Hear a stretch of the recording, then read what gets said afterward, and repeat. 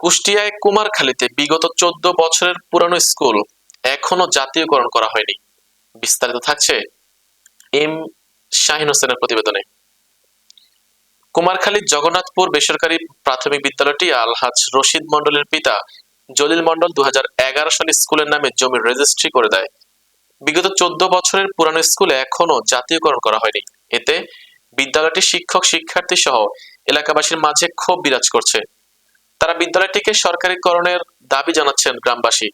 2011 সাল থেকে কার্যক্রম শুরু হয় বিদ্যালয়টির। শিক্ষা ও জ্ঞানের আলোকবর্তিকা হাতে নিয়ে দীর্ঘ পথ পরিক্রমায় বর্তমানে এই শিক্ষা প্রতিষ্ঠানে আসা যাওয়ার রাস্তা পাকা না হওয়ার কারণে বৃষ্টির মধ্যে শিক্ষার্থীদের পোহাতে হয় জনদুর্ভোগ। চরাঞ্চলের প্রাথমিক শিক্ষার অবকাঠামোগত দুর্বলতা, ভৌগোলিক প্রতিকূলতা, অভিভাবকদের অসচেতনতা ও দারিদ্র্যের কারণে শিক্ষার মান ব্যাহত হয়। তাই শিক্ষার মান বৃদ্ধির লক্ষ্যে জলিল মন্ডল 2011 সালে জগন্নাথপুর প্রাথমিক স্কুলটি প্রতিষ্ঠা করেন।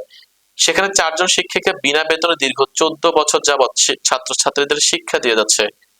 এলাকাবাসী ও শিক্ষার্থীদের দাবি, বিদ্যালয়টি জাতীয়করণ করা হলে চরাঞ্চলে এই বিদ্যালয়টি একটি আদর্শ শিক্ষা প্রতিষ্ঠানে পরিণত হবে।